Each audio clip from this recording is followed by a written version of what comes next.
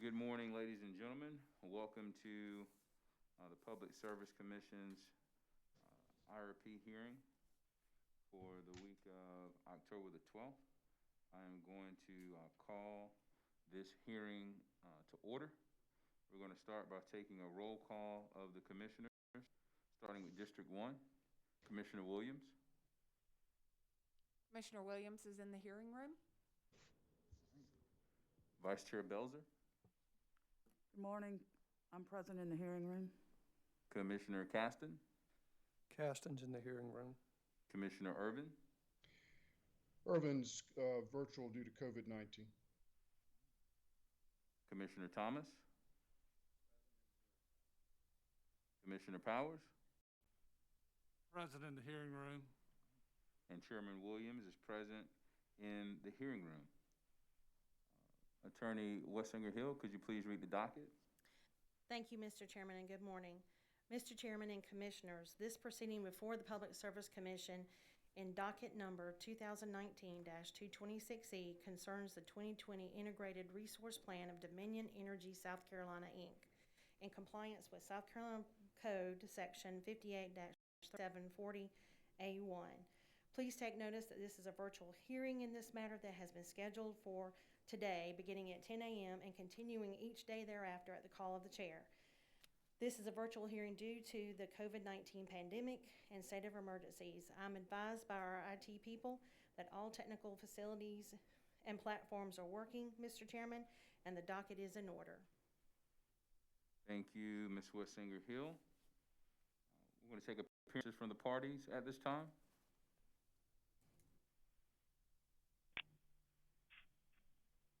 Dominion Energy, South Carolina. Good morning, Mr. Chairman and members of the Commission. My name is Chad Burgess, and I'm in-house corporate counsel for Dominion Energy, South Carolina. And with me today, albeit virtually, is Matthew Gissendanner. He's also in-house corporate counsel with the company. And we also have with us Belton Ziegler, who's the company's outside counsel from the law firm of Womblebaugh and Dickinson. It's a pleasure to appear before you today, and we look forward to presenting the company's case on its integrated resource plan for 2020. Thank you. Thank you. South Carolina Coastal Conservation League and Southern Alliance for Clean Energy. Thank you, Mr. Chairman. My name is Kate Lee, and I represent South Carolina Coastal Conservation League and the Southern Alliance for Clean Energy. Also with me today are Good Thompson, who has been admitted pro hoc in this proceeding, and Frank Holloman. And we will also be joined later this week with Attorney Chris Teixeira, though he is not going to be here today. Thank you. Thank you. South Carolina Solar Business Alliance. Mr. Chairman, this is Richard Witt from the Witt Law Firm here for the South Carolina Solar Business Alliance. Also representing the South Carolina Solar Business Alliance today, Ben Snowden from Kilpatrick Thompson, who was admitted pro hoc vici. Good morning. Good morning. Thank you. Johnson Development Associates. Yes, sir, Mr. Chairman. Weston Adams with Nelson Mullins. I've got my partner, Court Walsh, here with me today. I will be here for this morning's portion of the proceeding, and again on the last day. For the balance of the hearing, Court Walsh will be here for us. Thank you, Mr. Chairman. Thank you. Sierra Club. Good morning, Mr. Chairman. Bob Guild for Sierra Club. And allow me to introduce Dory Jaffe, senior attorney with the Sierra Club's Environmental Law Program, who's been admitted in this proceeding pro hoc vici. Thank you. Office of Regulatory Staff. Good morning, Mr. Chairman, Commissioners. I'm Jeff Nelson, together with our Executive Director, Nanette Edwards, and Andrew Bateman. We represent the Office of Regulatory Staff. Thank you. South Carolina Department of Consumer Affairs.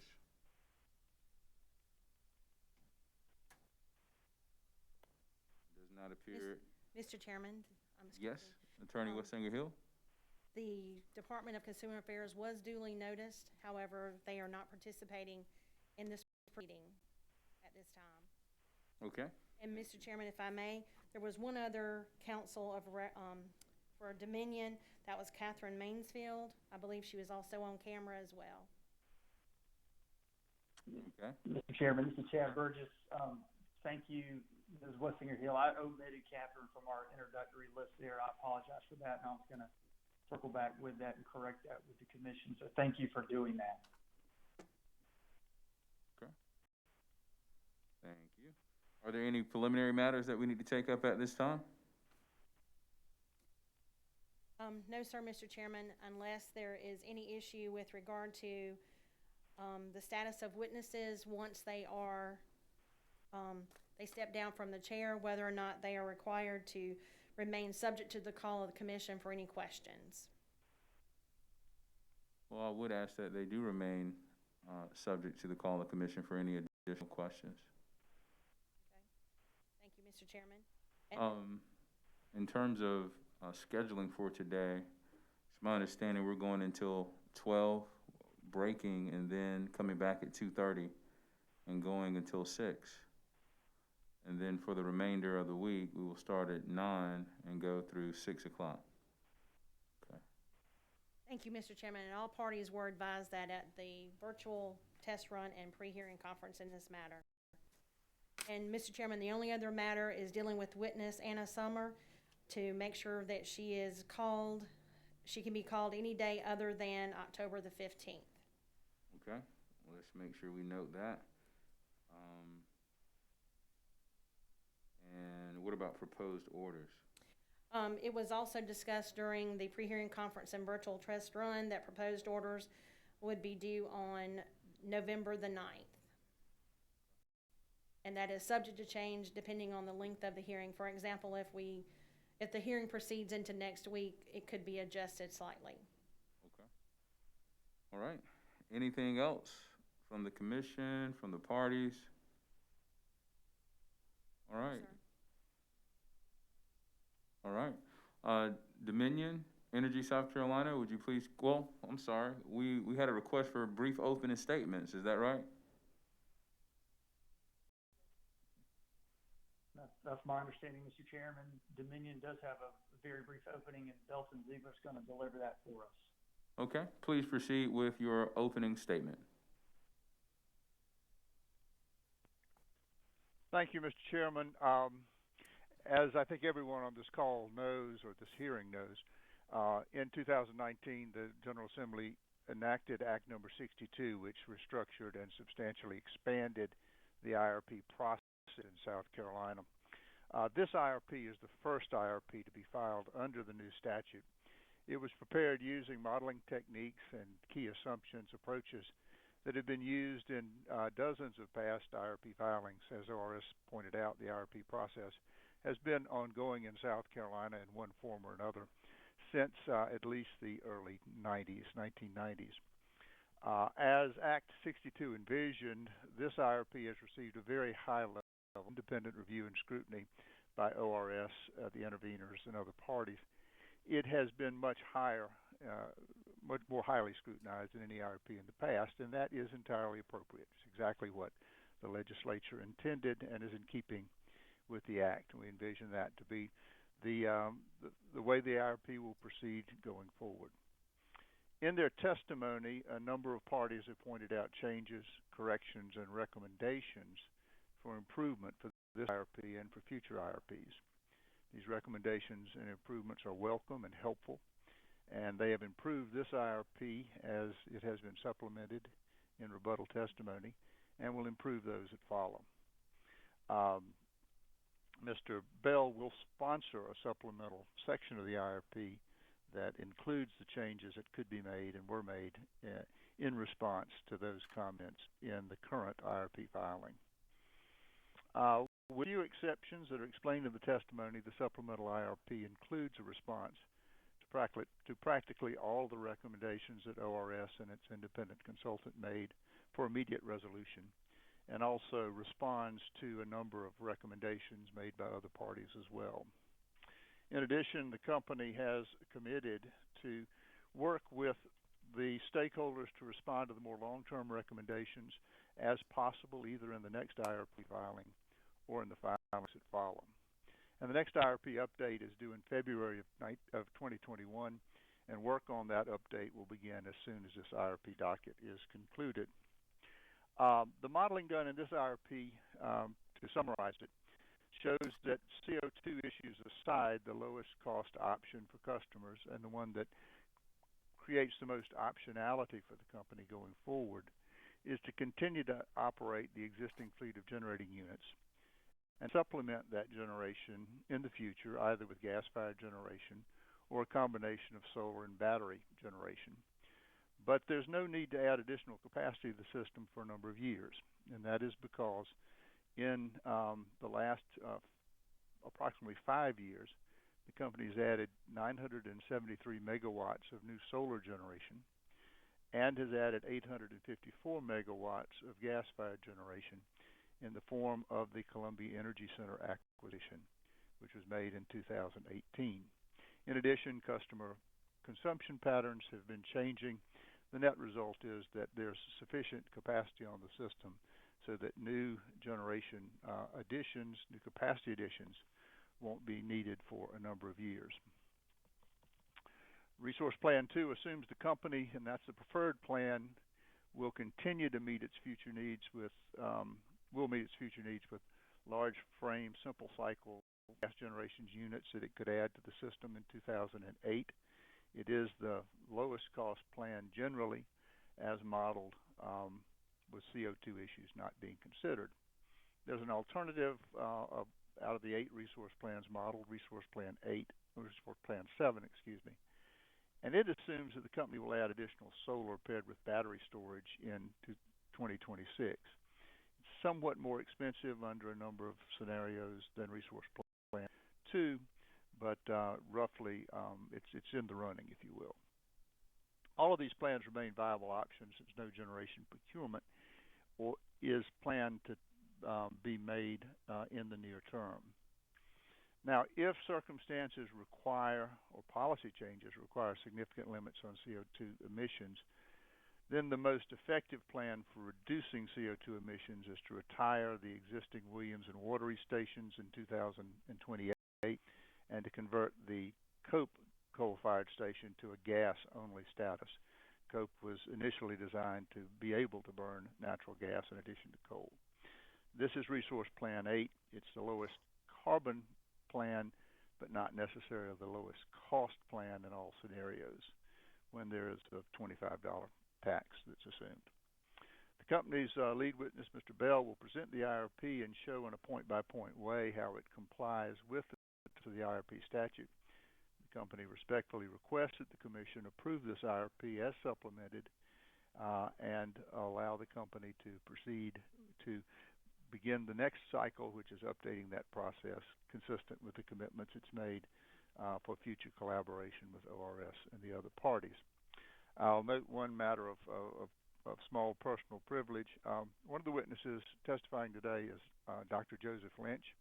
This will be the last time he'll be appearing before you in an IRP proceeding. He is going to be taking retirement next year. Dr. Lynch prepared the first IRP for the company in the late 80s or early 90s. He's been involved in every IRP preparation and presentation, as I understand it, for approximately 30 years. He agreed to delay his retirement to assist the company in responding to the requirements of Act 62.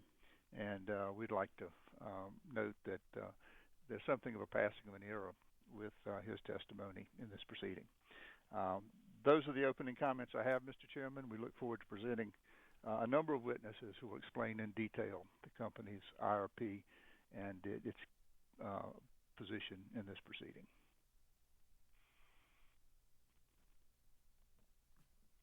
Thank you, Dominion Energy South Carolina and Attorney Ziegler. South Carolina Coastal Conservation League and Southern Alliance for Clean Energy. Please proceed with your opening statement. Thank you, Mr. Chairman and members of the Commission. My name is Kate Lee, representing Coastal Conservation League and Southern Alliance for Clean Energy.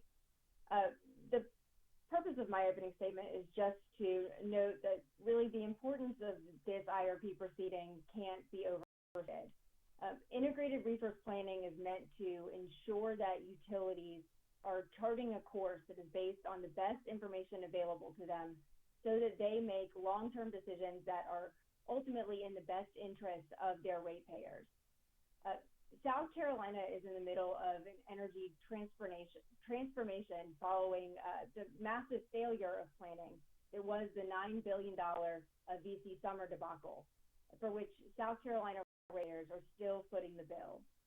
Coming out of this, the legislature passed the Energy Freedom Act, which emphasizes the importance of integrated resource planning by setting requirements for what must be included in IRPs, and for the first time making IRPs litigated proceedings so that interested parties can meaningfully engage in the process. The EFA also entrusts the Commission with the responsibility of determining whether Dominion's IRP represents the most reasonable and prudent plan moving forward. Dominion's 2020 IRP is the first one evaluated by the Commission under these new standards, and it's of the utmost importance that the Commission ensure that it was done correctly, as this will set a precedent for all future IRPs as well. Here, unfortunately, Dominion's IRP does not satisfy all the requirements of the EFA and does not constitute the most reasonable and prudent plan. One of the main requirements of the EFA, some might call it the heart of that statute, is that the utilities are required to fairly evaluate the range of demand side, supply side, and other resources and technologies available to meet their needs, including the evaluation of a low, medium, and high case for the adoption of renewables and cogeneration, energy efficiency, and demand response measures. The purpose of this requirement is just to make sure that utilities are giving all resources, including solar and energy efficiency, a fair shot.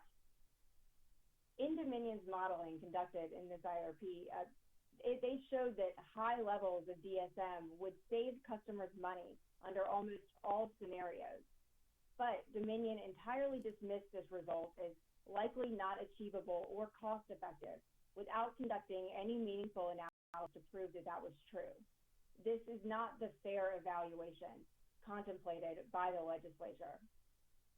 And on other issues, Dominion has failed to provide the comprehensive information in its IRP that is required to ensure that the Commission has the information it needs to be able to properly evaluate Dominion's plan.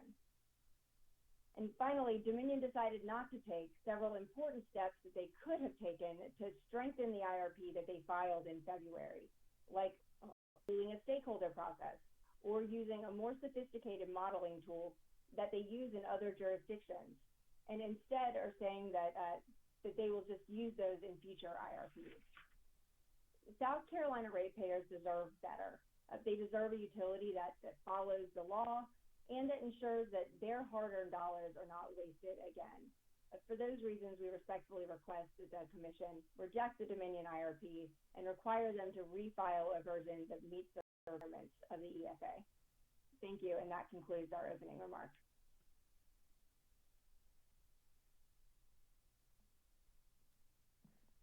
Thank you, South Carolina Coastal Conservation League and Southern Alliance for Clean Energy and Attorney Lee. South Carolina Solar Business Alliance. Good morning, Chairman. Good morning.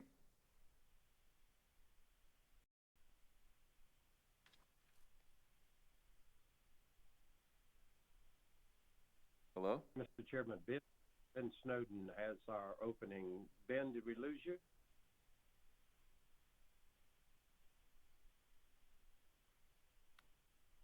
Okay. Well, he may have technical problems, Mr. Chairman. Maybe we could come back to him if there are other openings. Okay, no problem. Johnson Development Associates.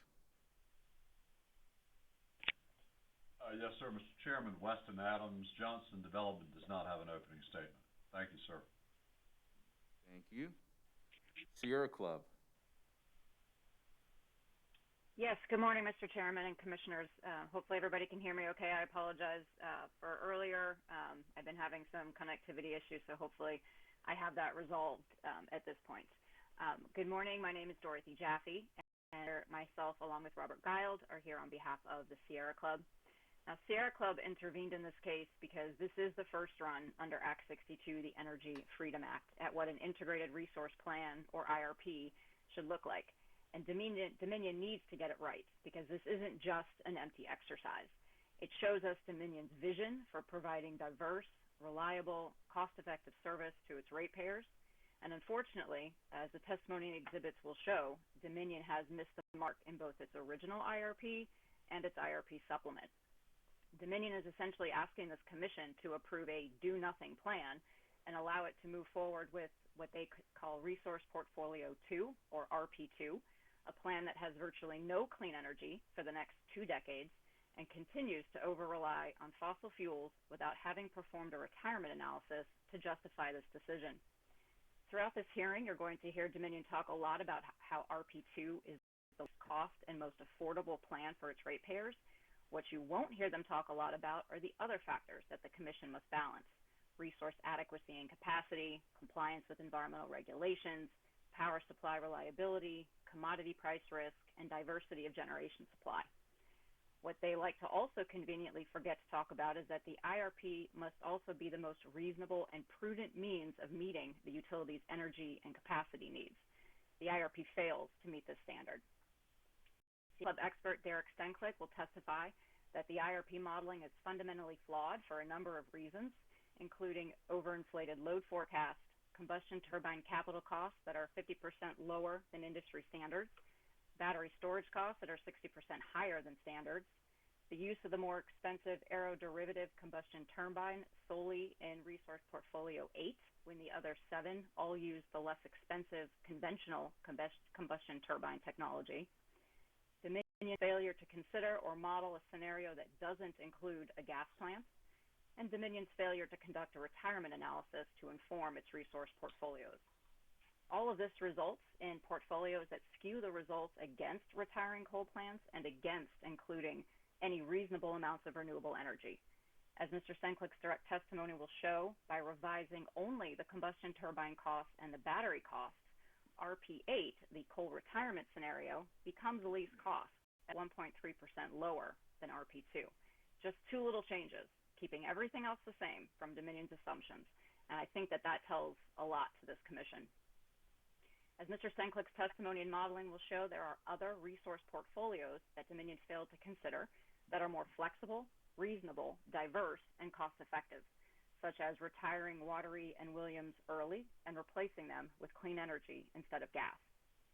While Dominion fixed a number of flaws in its IRP supplement, we appreciate the fact that they did this voluntarily. Unfortunately, the rebuttal testimony will show that the IRP is still fundamentally flawed, including, among other reasons, Dominion's use of a volumetric discount for its conventional combustion turbines, which is inappropriate for long-term planning, as well as Dominion improperly implementing its new de-escalation rates for battery storage and solar, which leads to inflated costs.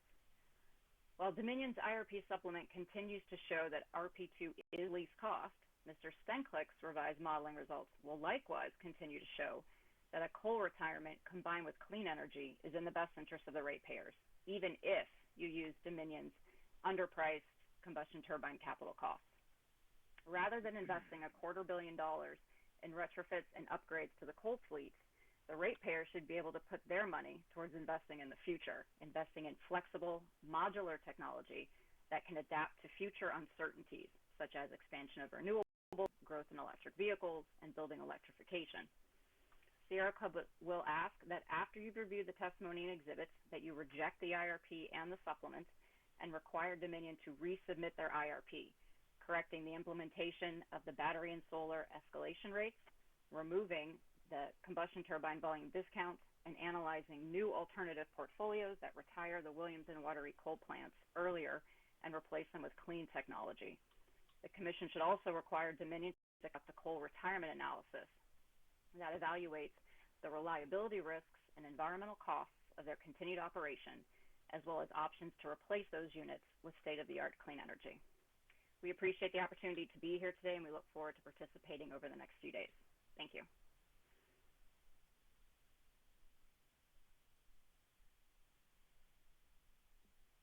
Thank you very much. Is South Carolina Solar Business Alliance ready to proceed? Yes, I am, Mr. Chairman. Can you hear me? Loud and clear. Please proceed. Okay, this is Ben Snowden, and I apologize for the technical difficulties. That may be due to the homeschooling going on upstairs. But good morning, Chairman Williams. Good morning, ladies and gentlemen of the Commission. My name is Ben Snowden, and I represent the South Carolina Solar Business Alliance. FBA's members develop independently owned utility-scale solar and energy storage resources in South Carolina. They have demonstrated over the last several years that they can bring clean, renewable energy to the state's utility customers at a lower cost than investor-owned utilities can generate that same energy using company-owned resources.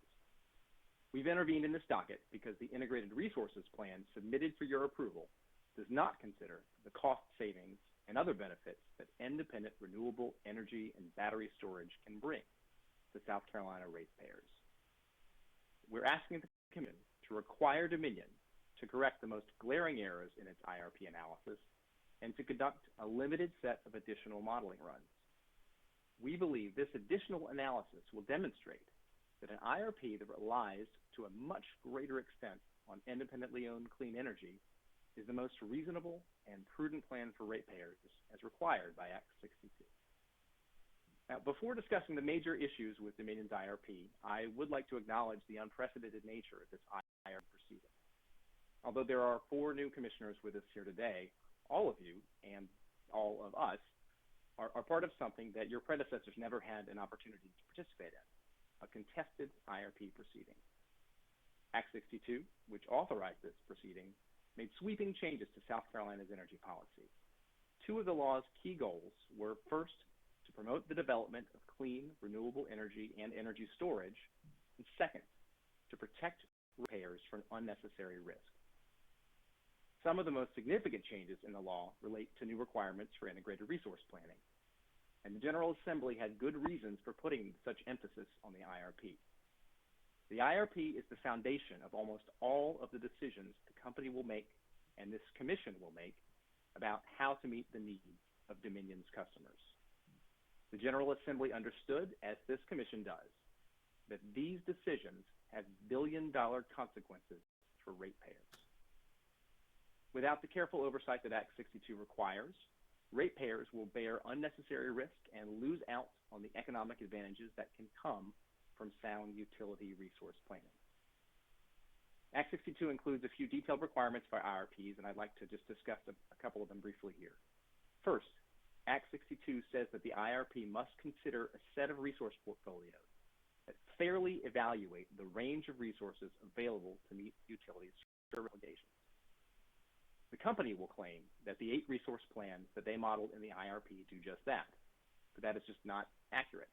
The testimony of Mr. Searcy and other witnesses will show that the company didn't even consider resource plans that add clean energy or battery storage in the near term rather than farther in the future, and that the effect of this is to skew the playing field against low-cost renewable energy. For example, Dominion didn't consider a resource plan that would add more clean energy resources before 2026, nor did they even consider a resource plan that would retire existing coal units before 2028. So, despite the company touting its commitment to achieving net zero carbon emissions by 2050, Dominion's IRP doesn't even consider doing anything new to promote that goal within the next 5 years when it could save ratepayers more money. Act 62 also requires the IRP to analyze the cost impacts of each resource plan under various reasonable future scenarios. The company will claim that they used reasonable inputs and reasonable modeling assumptions, but that's also not accurate. The testimony will show that Dominion relied on unreasonably low projections of natural gas prices and unreasonably high projections of the cost of renewables, in particular, those renewable resources owned by anybody other than the company.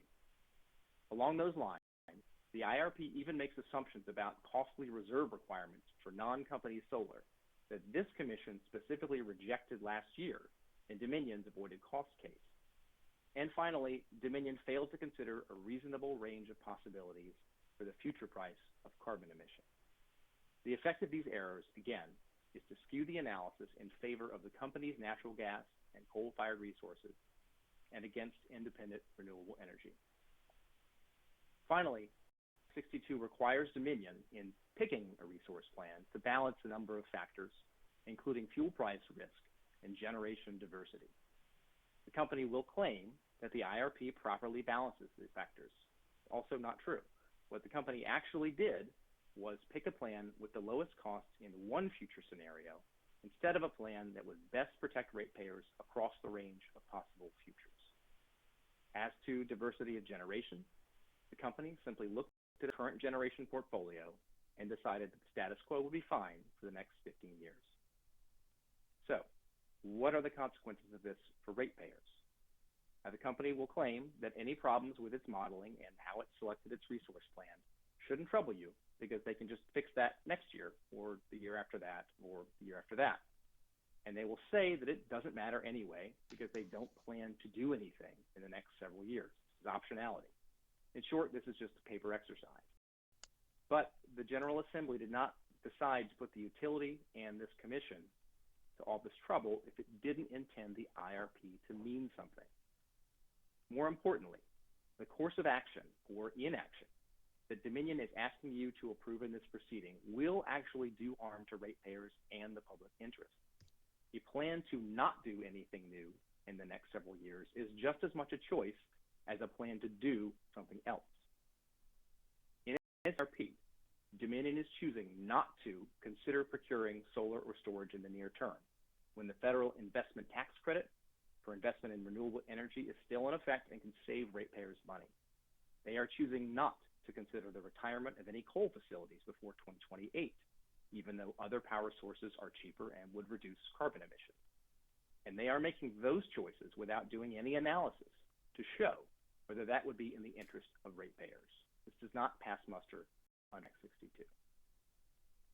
The relief that SBA seeks in this case is modest. Have Dominion correct the flaws in its modeling and evaluate a handful of additional resource plans that are designed to reasonably reflect the potential cost savings of clean energy. That's exactly what Act 62 requires. And please understand, we are not asking the Commission to predetermine that our alternative resource plans will outperform the company's preferred plan. However, we believe that if the Commission conducts its inquiry in compliance with Act 62, it will show that independent solar and storage resources can reliably meet ratepayers' needs, reduce the risk of much higher bills, and ultimately save ratepayers money. So thank you. This concludes my statement. Thank you, Attorney Snowden. Office of Regulatory Staff, do you have an opening statement? Thank you, Mr. Chairman. ORS waives opening statement. Thank you. Thank you very much. Dominion Energy South Carolina, please call your first witness.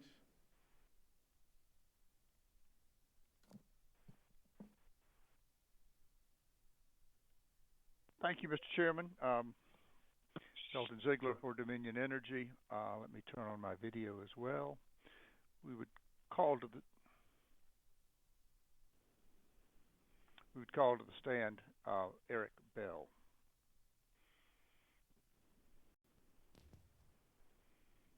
All right, Mr. Bell, would you please take the witness stand? Mr. Bell, if you would raise your right hand, please. Do you solemnly affirm the testimony you're about to give will be the truth, the whole truth, and nothing but the truth? Yes, I do. Thank you. Please state your name for the record. My name is Eric H. Bell. By whom are you employed and in what capacity? Dominion Energy South Carolina as the manager of Economic Resource Commitment. Did you prepare or cause to be prepared under your direction 29 pages of direct testimony that was pre-filed with the Commission in this proceeding? I did. Do you have any changes or corrections to that testimony? No, sir. If I were to ask you all the questions contained in that pre-filed direct testimony today, would your answers be the same? Yes. Mr. Chairman, I move that the pre-filed direct testimony of Mr. Bell in this proceeding be entered into the record as if given orally from the stand. The pre-filed direct testimony of Mr. Eric Bell will be entered into the record as if given orally from the stand. Now, Mr. Bell, I understand there were 2 exhibits attached to your pre-filed direct testimony labeled EHB1 and EHB2. Is that correct? That's correct. Are there any changes or corrections required to those pre-filed exhibits? No, there's not. Mr. Chairman, I would move into the record as hearing exhibits the exhibits labeled EHB1 and EHB2 that are attached to Mr. Bell's pre-filed direct testimony. The exhibits marked EHB1 and EHB2 will be entered into the record as composite exhibit and will be recorded as hearing exhibit number 1. Mr. Bell, have you prepared a summary of your direct testimony in these proceedings? Yes, I have. Would you please present this summary to the Commission and to the parties? Morning, Chairman Williams. The purpose of my testimony is to sponsor the company's 2020 Integrated Resource Plan, or IRP, and provide an overview concerning its goals, preparation, content, methodologies, and key conclusions. My department began preparing the 2020 IRP in late 2019 and completed it in February of 2020. In doing so, we followed the requirements of the recently amended IRP statute, South Carolina Code 58-37-40. Those amendments substantially revised and expanded that statute. This is the first IRP prepared under its terms. In preparing this IRP, the company sought to identify a broad range of potential resource plans to meet customers' future needs for electric energy and capacity in a reliable, efficient, economical way.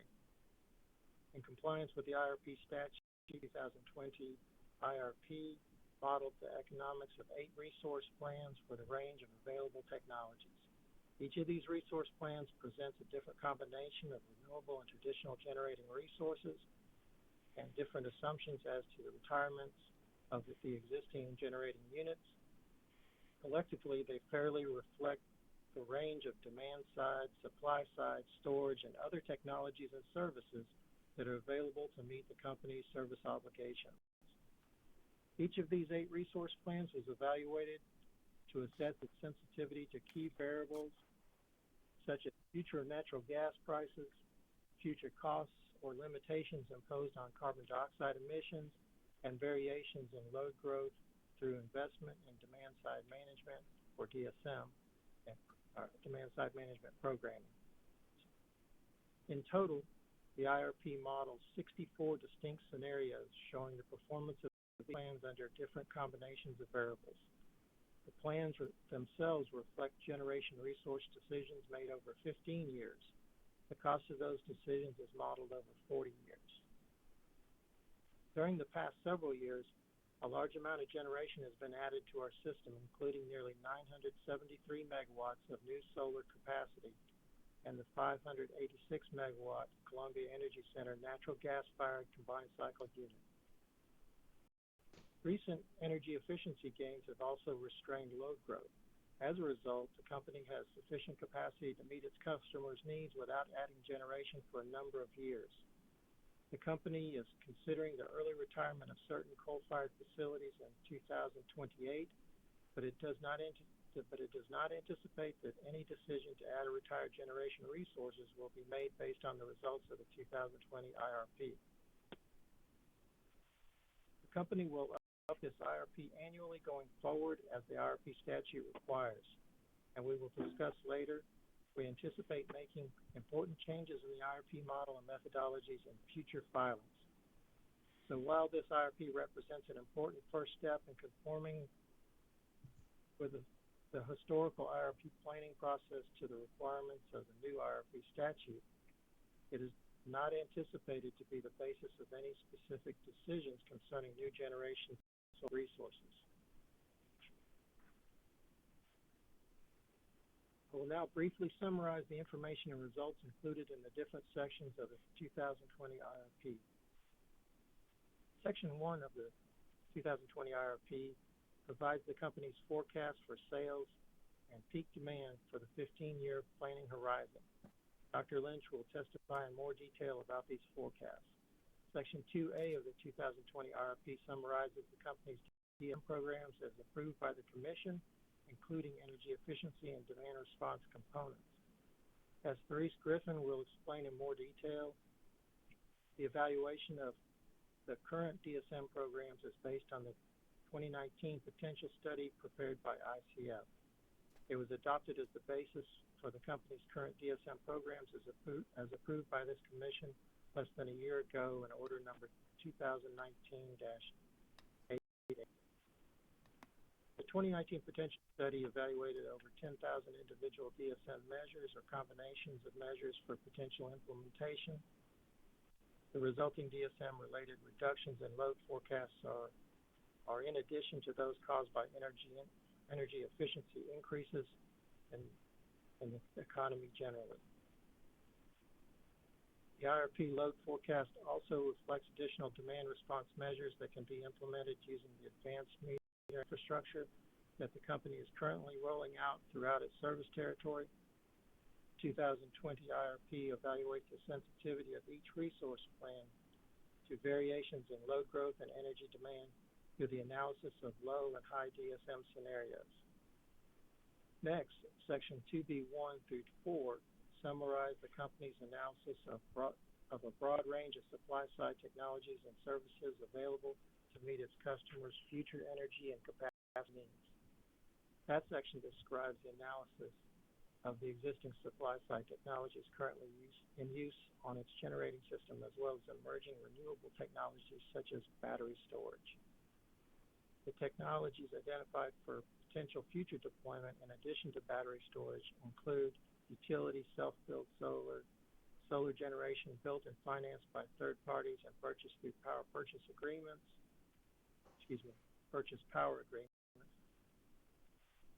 combined cycle units that combine heavy frame internal combustion turbines with a heat recovery steam cycle for increased thermal efficiency. Also large simple cycle heavy frame internal combustion turbines and smaller, more responsive aeroderivative simple cycle internal combustion turbines. The combination of these resources were used in preparing the resource plans that have been modeled.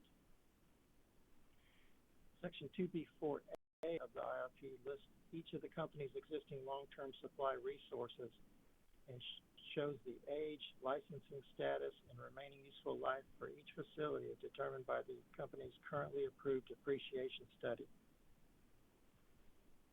The company also included in its analysis sensitivities related to environmental regulations. Section 2B4C summarizes the company's assessment of the environmental regulations associated risks that apply to our generation resources. The environmental risks identified primarily concern coal-fired generation units. Specifically, coal-fired generation units emit CO2, carbon dioxide, at approximately double the rate of high-efficiency natural gas-fired units. For that reason, they are particularly vulnerable to the risks of future carbon dioxide costs or restrictions. The modeling of the 8 resource plans presented in IRP demonstrates the relative sensitivity of the plans if carbon dioxide emissions are imposed at $25 per ton. The company has factored a response to future carbon dioxide limitations into the scenarios modeled either through an additional capital cost or early retirements. The next section of the IRP is the resource plan analysis. Section 2B5 presents 8 separate resource plans that apply combinations of these available supply-side technologies to meet customers' needs as demands grow and as existing coal-fired generation stations are retired.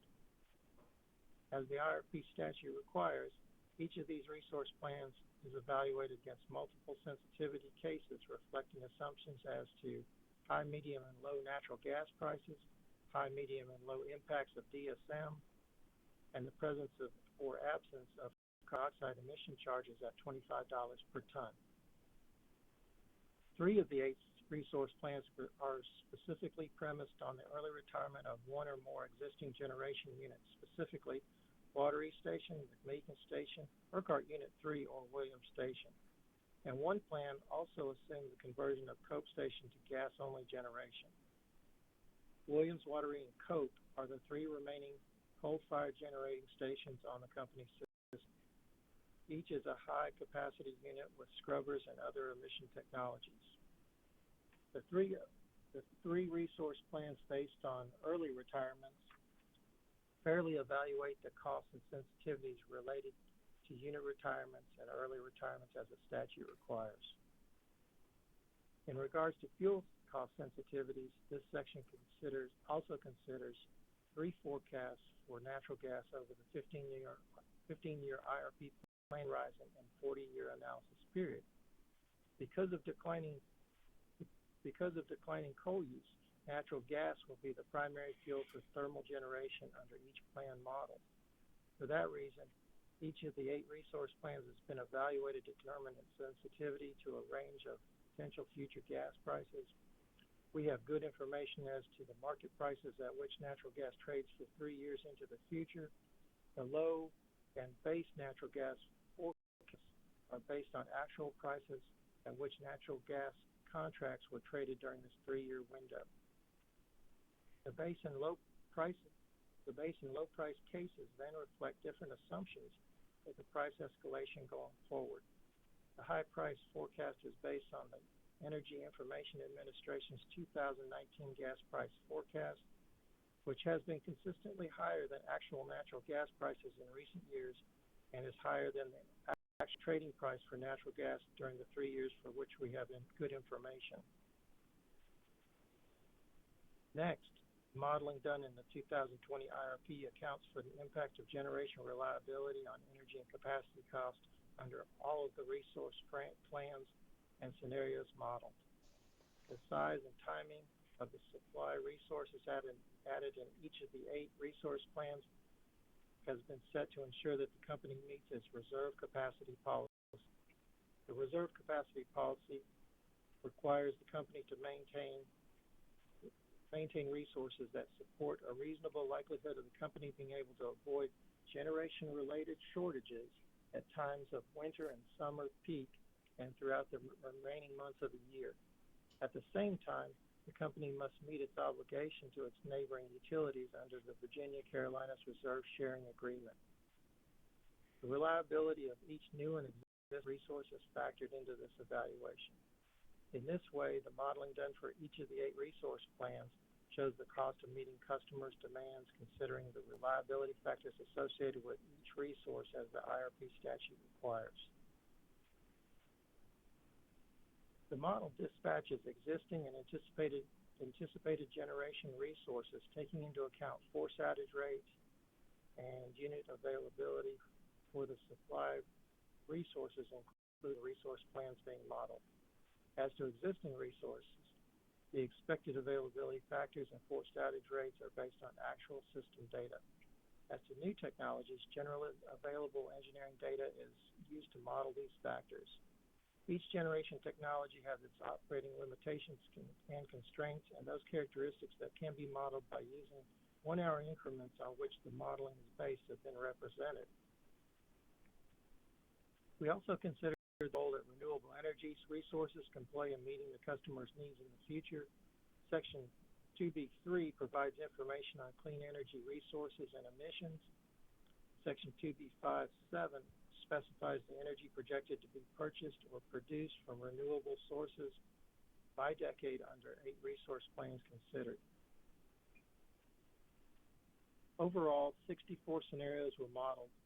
They showed that Resource Plan 2 was anticipated to be the low-cost plan in all cases where gas price equaled the base assumption and the carbon dioxide price was $0 per ton. Resource Plan 2 was also anticipated to be the low-cost plan under the low gas price assumptions where the cost for carbon dioxide was modeled at $0 per ton. Where the cost for carbon dioxide was modeled at $25 per ton, Resource Plan 8 was anticipated to be the low-cost plan under each gas price sensitivities and DSM cases. The base assumptions for the 2020 IRP define the most likely scenario for evaluating supply choices going forward. The base assumptions were the base assumptions were the base gas price forecast, medium DSM load impacts, and $0 per carbon dioxide emission prices. Under those assumptions, Resource Plan 2 is the low-cost alternative for customers. Therefore, it is the preferred plan. As my rebuttal testimony indicates, these results were substantiated by additional analysis that included changes recommended by ORS and certain interveners.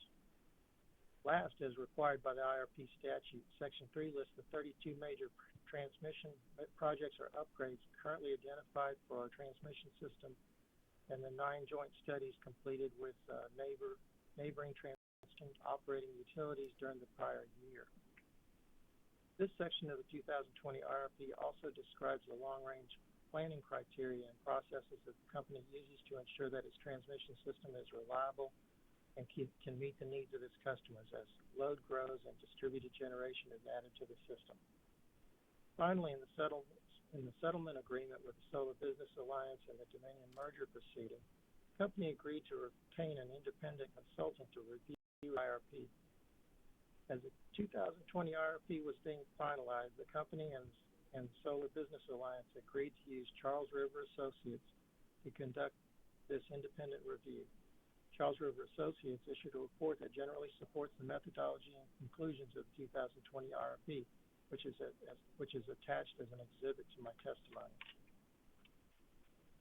In closing, the company's 2020 IRP presents data and analysis that meets all the requirements of the IRP statute. The IRP considers an array of supply and demand side resources and shows how they can be expected to perform to meet customer requirements over a range of sensitivities. The modeling done in support of this 2020 IRP shows that from the customer affordability and least cost standpoint, Resource Plan 2 is the plan that is most beneficial to customers under expected conditions. The Resource Plan 8 would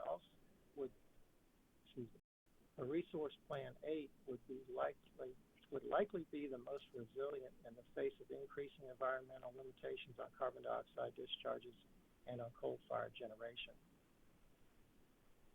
The company is not facing any decision points in the near term that will require a choice to be made between the 8 resource plans that have been modeled in the 2020 IRP. Accordingly, the company is presenting all 8 resource plans as a range of possible approaches to meet its customers' future capacity needs. The company will rely on Resource Plan 2 for avoided cost determinations until a new plan is prepared. An IRP plan is a snapshot in time. Customers' needs, technology costs, and electric system characteristics are consistently evolving. As the IRP statute envisions, the IRP will be updated on an annual basis. The 2021 update will begin as soon as this plan is approved. Furthermore, before constructing any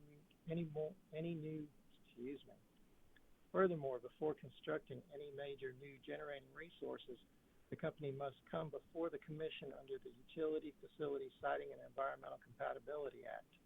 It must demonstrate the need and economic suitability of any proposed addition. At this time, the company is asking the Commission to determine that as a whole, the 8 resource plans presented here reasonably balance the relevant statutory factors and fully meet all statutory requirements. Resource Plan 2 is the preferred plan under present conditions. This concludes my direct summary. Thank you, Mr. Bell. Did you also prepare or cause to be prepared under your direction some 35 pages of rebuttal testimony that was pre-filed with the Commission in this proceeding? I did. Do you have any changes or corrections to that testimony? No, I do not. If I were to ask you all the questions contained in your pre-filed rebuttal testimony here today, would your answers be the same? Yes. Mr. Chairman, at this time I move that the pre-filed rebuttal testimony of Mr. Bell be entered into the record as if given orally from the stand. The pre-filed rebuttal testimony of Mr. Eric Bell will be entered into the record as if given orally from the stand. Thank you, Mr. Chairman. Now, Mr. Bell, am I correct that there were two exhibits attached to your rebuttal testimony labeled EHB 3 and EHB 4? That's correct. Do you have any changes to those pre-filed exhibits? No, I don't. Mr. Chairman, at this time I'd move into the record hearing exhibits as exhibits the attachments labeled EHB 1 and EHB 3 and EHB 4 that are attached to Mr. Bell's pre-filed rebuttal testimony. EHB 3 and EHB 4 will be marked as a composite exhibit and entered into the record as hearing exhibit number 2. And Mr. Bell, have you prepared a summary of your rebuttal testimony in these proceedings? Yes, I have. Would you present that summary to the Commission and parties? The purpose of my rebuttal testimony is to respond to the direct testimony of the ORS, the South Carolina Solar Business Alliance, the Sierra Club, and the South Carolina Coastal Conservation League and the Southern Alliance for Clean Energy. All of these parties identified potential improvement to the company's IRP as filed. The company is appreciative of their review and valuable suggestions and critiques provided. The company agrees with many recommended changes and has revised the 2020 IRP accordingly. Specifically, the Office of Regulatory Staff suggested some 19 changes or reevaluations to be made in the current IRP framework. A number of the other parties' suggestions overlapped with those of the ORS and were also made in one form or another. In addition, we made one change not suggested by the ORS but other parties. The result is the revised version of Section 2B5 of the 2020 IRP, which is provided in Exhibit EHB 3. This IRP supplement also includes 24 spreadsheets showing the 8 resource plans modeled to show the sensitivity to the reserve margin requirements of 3 DSM-related demand forecasts. ORS also posed questions regarding the repair or retire analysis conducted on the water unit. These analyses were initially conducted after the 2020 IRP studies were completed and were based on a different set of data. These repair or retire studies were not part of the 2020 IRP. We prepared these studies I'll step back a little bit here. These repair or retire studies were not part of the 2020 IRP and were prepared for a different purpose and include different assumptions. However, I have included with my rebuttal testimony Exhibit EHB 4, which is a recalculation of the repair or retire analysis conducted on the water units that corrects certain errors that ORS identified. As discussed later, the corrections do not change the outcome of those analyses. I will now briefly summarize each of the changes that were made to the IRP modeling in response to the recommendations made. Effectively, all but one of the ORS's suggested changes or reevaluations were performed. The changes or reevaluations that were made include, for example, to add future capital cost spending to the cost of existing and new units, to add gas transportation costs to certain units, to review and revise fixed to review and revise fixed operation and maintenance expenses forecasts for solar and battery assets, to revise useful life assumptions for battery assets, and to add allowances for funds used during construction to construction cost assumptions. One change that ORS suggested was not made. It concerned modeling the early retirement of existing resources and recommended quantifying additional dismantlement costs, site restoration costs, and the incremental transmission costs necessary for post-retirement voltage support for those assumed retirements. The company evaluated this request and determined that it would likely result in double counting or overstating of costs. Many of these costs are already included in the plant depreciation expense. In addition, transmission expenses for retirement can best be quantified in a full retirement study. Therefore, until such a study is performed, there is not sufficient factual basis to make the recommended change. However, the company will undertake appropriate studies for future IRPs and will include the new data in future IRPs as it becomes available. While all other suggested reevaluations were done, not all factors that were reevaluated required revisions. In some cases, the requested reevaluation showed that the original assumption was accurate. For example, it was suggested that the company should reevaluate the construction cost of certain natural gas-fired large frame internal combustion turbines because the cost assumptions were too low. The reevaluation, however, showed that the initial cost assumptions were factually supported. The prices in question are based on prices that were quoted to the company by vendors. In two cases, reevaluations determined that only part of a cost item should be revised and the other part should remain unchanged.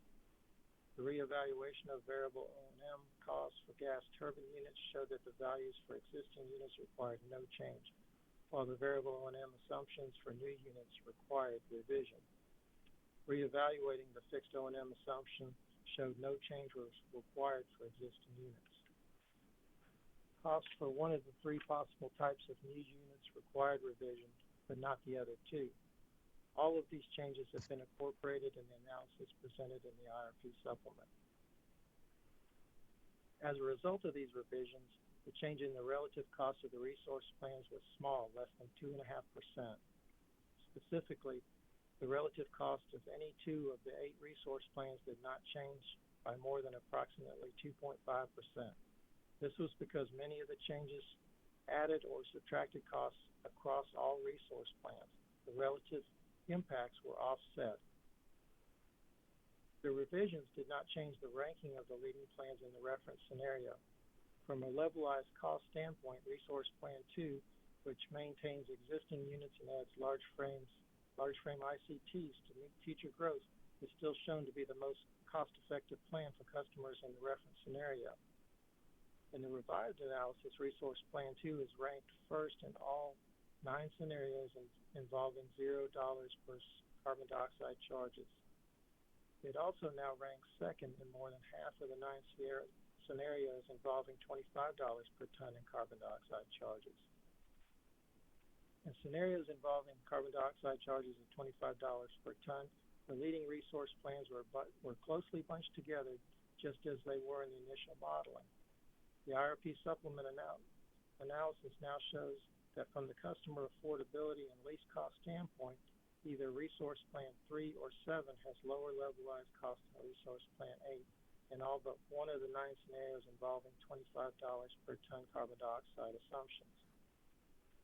Resource Plans 3 and 7 assume the additional renewable resources to meet growing demands, but not the early retirement of both Williams and Watery Station or the conversion of Cope Station to natural gas only as in Resource Plan 8. The cost difference between Resource Plan 8 and the other plans is small. Because Resource Plan 8 involves the early retirement of Watery and Williams, it remains by far the lowest carbon plan. It is favored for that reason in a CO2 limited context. In short, the IRP supplement shows that the conclusions of 2020 IRP as originally submitted were generally correct. Recommendations by ORS and others, as now included in IRP supplement, were indeed helpful and valid, but they did not change the overall conclusions supported by the study. I previously mentioned that the company conducted a separate series of retire studies around one specific unit after the IRP modeling had been completed. These studies related to generator stator damage that occurred at Watery Unit 2 in late February of 2020. The company ran a number of analyses to determine whether to repair or retire Watery 2 or retire both Watery Units 1 and 2. Specifically, the repair-retire studies were not based on the 2019 data on which the IRP modeling was conducted. They determined that the repair of Water E2 was the least cost and lowest risk path forward to meet customers' demands. The decision was made to proceed with the repair. That work has begun. These studies are based on very different data sets and did not result in a resource plan that can be compared with those presented in the 2020 IRP. Regardless of the fact that the studies and the 2020 IRP could not be compared, Dominion Energy South Carolina has included the updated study as ORS requested. These updated repair and replace studies did not change any of the findings of the 2020 IRP. ORS also made recommendations for changes to future IRPs.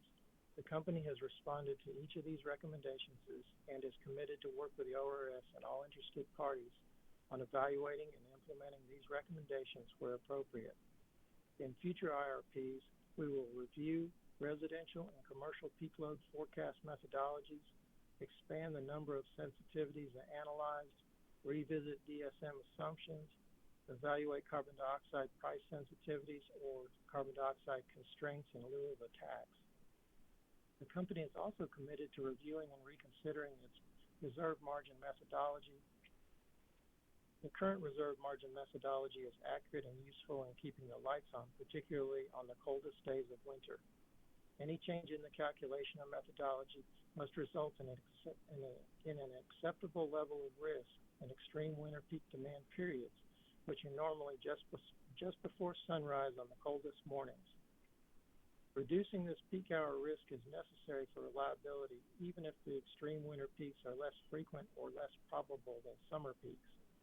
Relying on less probable is not enough to keep the lights on. Reliability is an obligation that the company takes very seriously. The company will not willingly compromise reliability in the interest of economic models that may be disconnected from customer needs and expectations. ORS also suggested that the company should conduct a detailed retirement study for certain generating units. The company plans to conduct detailed retirement studies for potential retirement candidates in the coming years. In the past decade, the company has retired 8 coal plants or converted them to gas fuel only. Only 4 coal-fired units located at 3 generating stations, Williams, Wateree, and Coke, remain on the company's system. 3 coal units, Urquhart Unit 3 and McMeekin, have been converted to gas generation and may also be retirement candidates. Retirement studies are time-consuming, resource-intensive, and expensive. Each retirement changes the generation and transmission to be modeled for the other.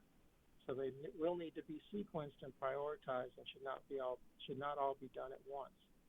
The initial retirement studies are anticipated to focus on the most likely candidates for retirement, which are Wateree, Urquhart Unit 3, and McMeekin.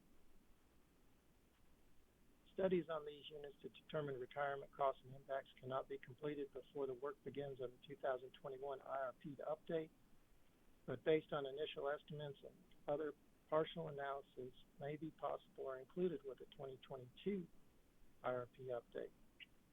The company plans to replace certain aging combustion turbines with more modern fuel-efficient units. These units have the fast start capability required to support intermittent solar generation. These would be replacement decisions of like-in-kind generation. No retirement study is involved in that decision. ORS has also suggested that the company should prioritize implementation of the resource optimization model prior to the 2021 IRP. The company has begun the process of implementing Plexus modeling software that Dominion Energy Virginia currently uses.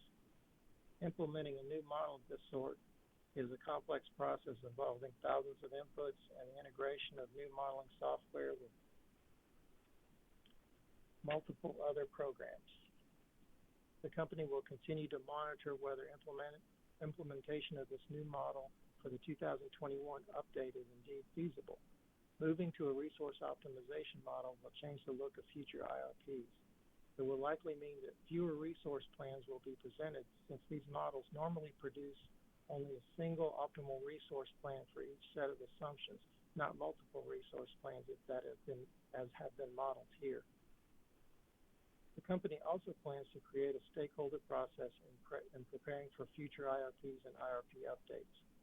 The current IRP process has provided a high level of very valuable stakeholder review and input.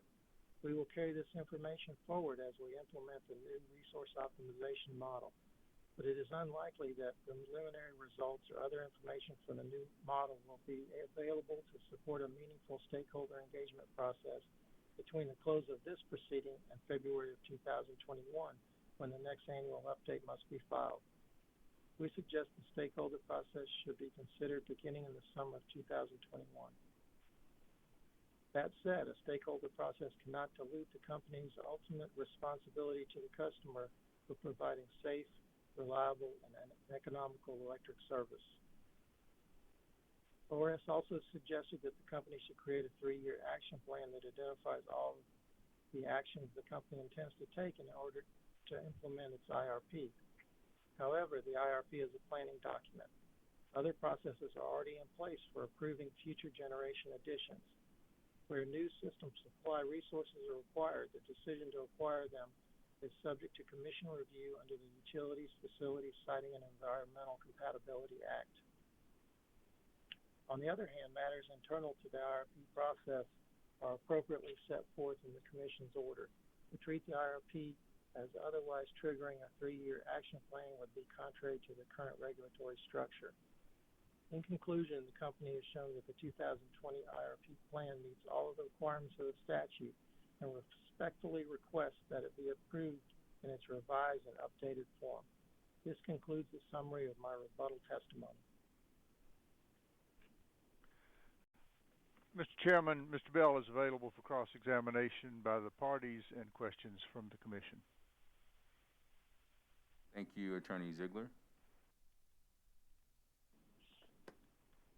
Cross-examination by South Carolina Coastal Conservation League and Southern Alliance for Clean Energy.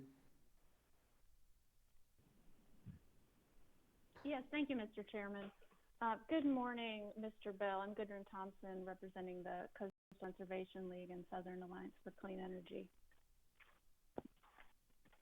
Good morning. Mr. Bell, good morning.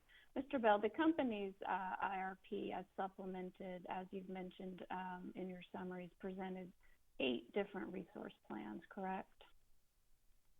That's correct. And Resource Plan 2 is the resource plan that the company has identified as its preferred plan. Is that right? That's what we call the least cost planned into the base scenario. But you're not asking the Commission to approve a particular, to approve either Resource Plan 2 or any particular resource plan in this proceeding. Am I understanding you correctly? I think that is correct. I think we're asking for them to approve the IRP as supplemented. And you anticipated my next question, so thank you. You've already answered that one.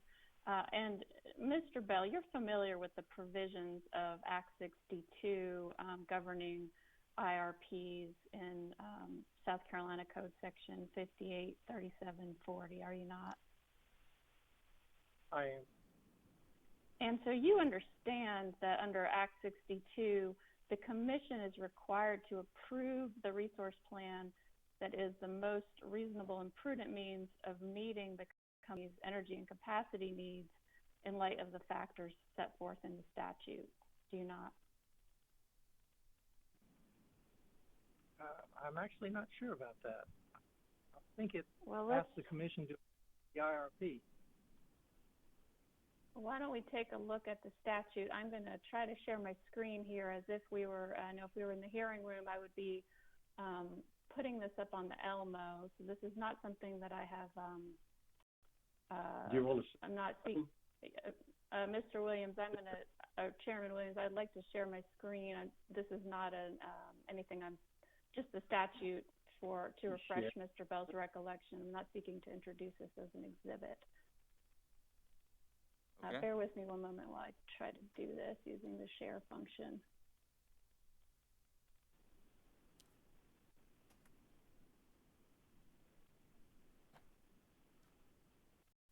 Mr. Bell, can you see that, can you see something up on your screen that has a section highlighted? I do. Okay, and I will represent to you, I could scroll up, but I will represent to you that, here, let's just scroll up to make sure we're on the same page here. I'm going to represent to you that this is the section of Act 62 that pertains to integrated resource plans. And then scroll down to the pertinent provision, and it's provision, it's C2 there where I've highlighted. Do you see that? Yes, I do. And so, do you see where it says the commission shall approve an electrical utilities integrated resource plan if the commission determines that the proposed integrated resource plan represents the most reasonable and prudent means of meeting the electrical utilities energy and capacity needs as of the time the plan is reviewed. Now, is it still your testimony that the company, that the commission is not required to approve a particular resource plan that's included in the IRP as the most reasonable and prudent means of meeting the utilities energy and capacity needs? Can you say that again? Sorry about that. I believe I understood you to say, and I understand you're not a lawyer, I believe I understood you to say that you believe the statute required the commission to approve the IRP as a whole, but did not require approval of a particular resource plan. Did I understand you correctly? I think that is what I said, and I also think that our request is in line with the statute that we're asking them to approve the integrated resource plan. All right, well, we can move on. I'm going to stop sharing that section because I don't think we need it anymore. All right, now the company incorporated most of the Office of Regulatory Staff recommendations for immediate changes to the IRP in its supplemental analysis that was attached as an exhibit to your rebuttal. Is that correct? That's correct. And many of those changes had to do with changing, or excuse me, many of those recommendations had to do with changing assumptions or correcting errors that ORS had identified. Is that right? That's correct. But the supplemental IRP analysis, the IRP supplement came to the same overall conclusion, and the revisions did not change the ranking of the leading plans in the reference scenario. Is that right? I believe that's right. Now, the company has agreed to address a number of other recommendations for ORS, but not in revising the current IRP. You've agreed to address those in future IRPs, some of which overlap with intervenor recommendations. Is that right? I think so. And, well, let me just confirm that the company's agreed to address a number of other recommendations from ORS, but in future IRPs rather than the current IRPs. I'm sorry. I'm kind of getting confused as to what exactly the question is. Okay. Well, that's sort of, I guess, a preface to my question. Let's just confirm for me that the company has agreed to address a number of recommendations from ORS in future IRPs. That's correct. And I'll just go through a few of those. One is ORS recommendation 2, improvements to load forecasting. Does that sound right? I think we said we're amenable to talking about that and letting everybody, that'll be part of the stakeholder process, I believe. And then also ORS recommendations 4A and 4B and 5A and 5B having to do with reserve margin methodology and analysis. We said we would review it. We haven't accepted any particular recommendation, but we would review those. Okay, and then would your answer be the same regarding ORS recommendation 10, conducting detailed retirement studies? not a blanket. We said we will entertain in sequence. I guess it's a stronger word than entertain. We plan to do retirement studies. We plan to sequence them based on what's more likely to be cost effective. Now, these changes, if after the stakeholder process the company does end up implementing these changes, they could result in the company identifying energy and or capacity needs that were not identified in the 2020 IRP. Could they not? Are you talking about all the changes? Well, let's just break it down. If the company were to make improvements to load forecasting after consultation with stakeholders in the stakeholder process, that could potentially result in the company identifying a capacity need that was not identified in the 2020 IRP, correct? It is possible, but very unlikely that a utility forecast is going to change very much, especially in the near term, which is what the question really was directed to, was near-term retirement. It is very unlikely that load forecasting for a large utility or a medium utility will change significantly, even with a different methodology. So you say it's unlikely, but without doing the analysis, you can't say with certainty that that would be the case. That's correct. Now, same question for the reserve margin methodology, and coupled with retirement studies.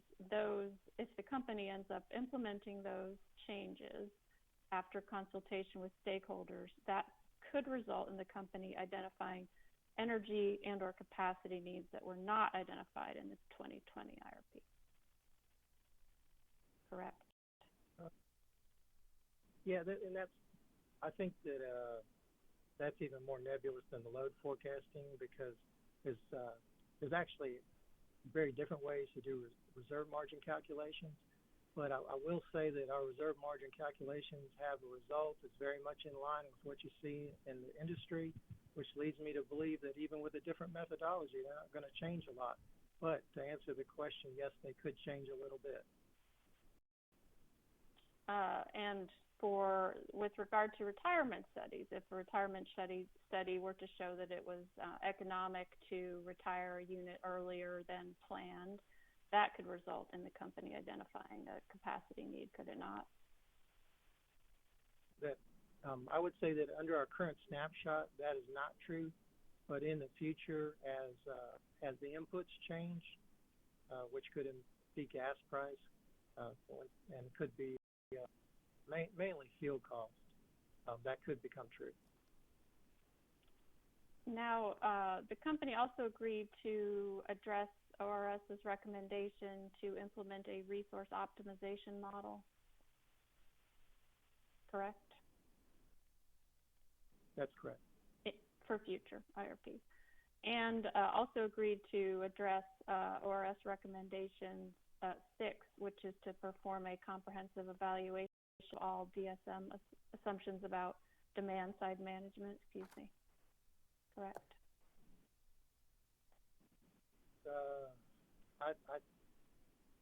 That's not my recollection of the DSM recommendation or the results of our evaluation. I think we did say that we would. Some commenters felt like we did not support our high DSM case, the cost that we applied for that case, and we said that we would provide more support for our DSM assumptions in the future. Okay, thank you. Thank you for that correction. I think I had misparaphrased what the company had agreed to. Now, those two changes, implementing the resource optimization model and reevaluating the DSM assumptions, those could result in the company identifying a preferred resource portfolio that is different from Resource Plan 2 in the 2020 IRP, could they not?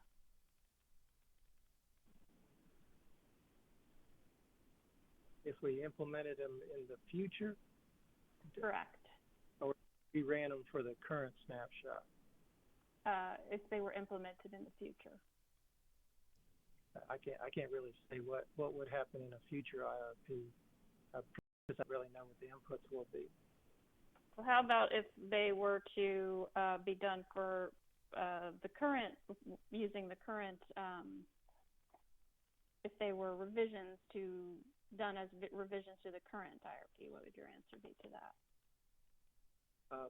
I would say that after having seen multiple iterations of analysis, that it's very likely, so not impossible, but very likely it would come up with the same resource plan as the low-cost resource plan. And is that because the costs of each of the resource plans in the 2020 IRP were quite close to one another? Well, and more significantly, that resource plan 2 was the lowest. Correct, but if were you to, I guess my question is going to, were the company to use a resource optimization model and rerun and redo the evaluation of the DSM assumptions, could that not result in identifying, not asking you whether it's likely, but is it possible that those changes could result in the company identifying a lower cost resource plan than RP2? I'd say it is possible. Okay. Now, there's some lead time in developing or procuring new supply side resources and bringing them online, is there not? That's correct. Likewise, it takes time to develop and roll out new DSM programs, doesn't it? It does, and there's statutory limitations on that also. And so would you agree that that deferring implementation of some of ORS's recommended changes to future IRPs could potentially result in missed opportunities for the company to develop or procure low-cost resources?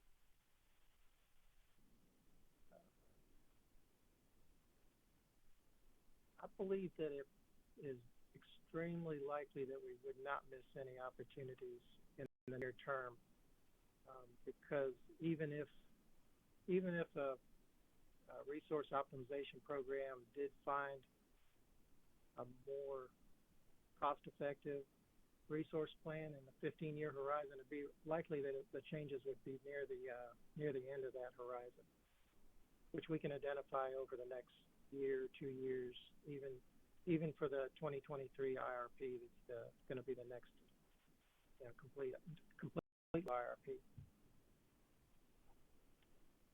All right. Well, let's move on. You say the company supports creating a stakeholder process. Do you not? That's correct. And you would agree that it would be appropriate for the commission to put appropriate parameters on that process.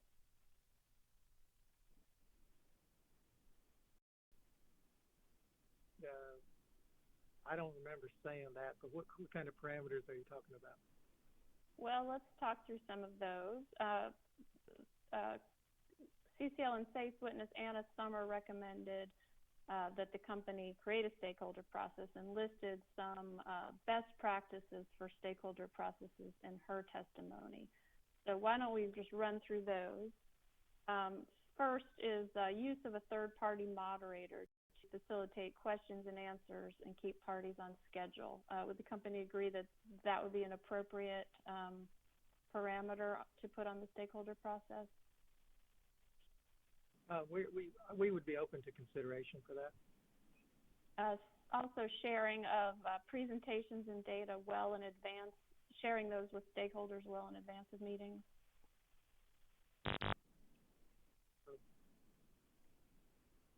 Yeah, that sounds reasonable. I don't know how far well in advance is, but sounds reasonable.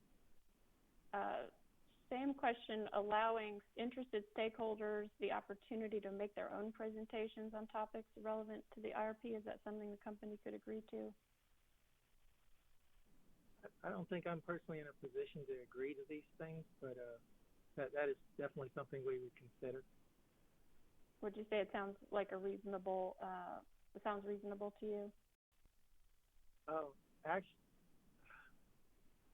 Actually, there is a consideration that everybody's time will be very limited at a meeting.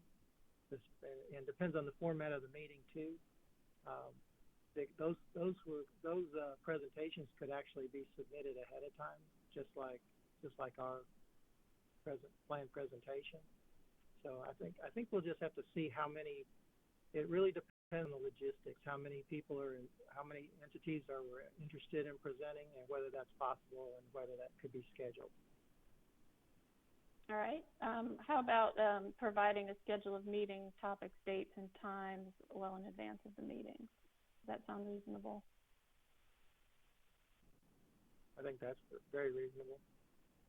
And finally, providing the opportunity and time for stakeholders, both to ask questions at each meeting. I think that's very possible. And those questions, they could be answered at a different time also in writing, but we'd probably rather do it at the meeting if we have the answers. All right, moving on. Finally, just have a few questions for you about about distribution planning. You disagree with the recommendation from ORS and some interveners to include more information about distribution planning in the IRP. Do you not? I believe that's correct. And you stated in your rebuttal that this is because you believe distribution planning deals more with small area localized planning and how to deliver power from the transmission grid to neighborhoods and local load centers. Does that sound right to you? I think that's we do present that case leading up to the fact that right now distribution planning impacts on our system-wide integration resource planning are limited at this point. And we actually do have a distribution planning section in the IRP, but it's a summary. And I'm actually going to get to that, to what the IRP says about distribution planning in just a minute. But just in that above, in the statement I just quoted from your rebuttal testimony, let me just repeat that for you. That distribution planning deals more with small area localized planning and how to deliver power from the transmission grid to neighborhoods and local load centers. In that statement, you're describing a one-way power flow from plants to the transmission grid to distribution grid and ultimately to customers. Am I correct? I don't think that statement was meant to imply there's just one-way power flows on those systems. Okay. And in fact, the IRP states, and I don't think we need to turn to it unless you, although feel free if you would like to, but let me just quote from it and then you can, we can share if we need to. As the movement toward clean energy grows, the company expects that power from solar PV installations may be injected onto its system from hundreds or even thousands of interconnection points that may either be at the transmission level or at the distribution level. Does that sound right to you? That sounds right. And the IRP continues that to accommodate these changes, generation facilities, transmission grids, and distribution systems must allow for two-way power flows, all while maintaining the highest level of reliability possible. Does that sound right? That sounds right. And you would agree that these statements taken from the IRP recognize that the growth of distributed energy resources will require integration of distribution planning and resource planning, do you not? Maybe eventually. In the future? In the future. Would it not be prudent, reasonable and prudent for the company to get ahead of these trends by beginning that process now to be prepared for that future?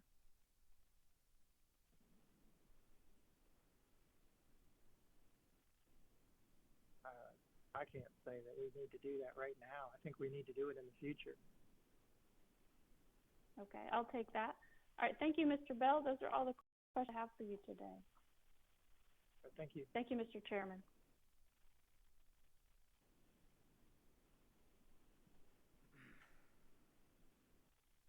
All right, it's 11:36, and we have a stopping point at 12 o'clock. Is it reasonable to believe that the South Carolina Solar Business Alliance will be able to conduct cross-examination and tenants? Mr. Chairman, that'll be Ben Snowden handling the cross for SBA in this hearing. Ben? Mr. Chairman, I don't think we'll be able to conclude within 20 minutes. All right, well, we're going to have a little bit of an early lunch then. We'll come back at 2:30.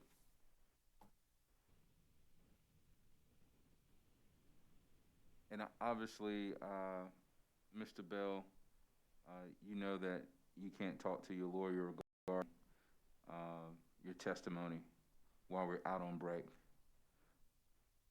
Okay, thank you. All right.